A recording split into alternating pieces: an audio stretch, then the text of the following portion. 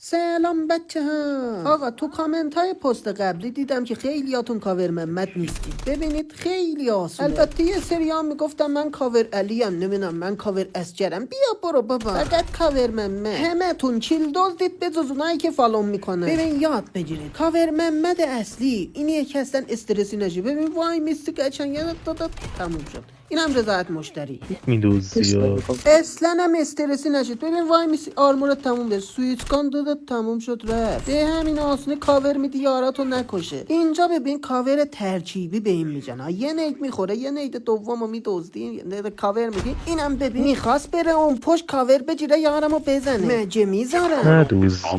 بیا اینم دستت درد نکنه، اب نده. اون که نمیدونه من کاورش میدم، ولی من که میدونم کاورش میدم. بتا بی منت خوب و مهربون باشی. ببینید اینجا میخواست یارمو برجرده بزنه کاورش. البته بعضی جاها نمیتونید به موقع برسید، اون موقع بذارید یارتونو بزنه، خودتونو کوچیک نکنید، نذارید قدم بعدتونو بفهمه. مثلا وقتی که یارت میاد کیلتو بدزده اینجوری رعایش کن، میپره کیلمو بدزده که کلا نمیزنه. بفرست واسه اسکوادت تا بدون بلدی. زن دیگه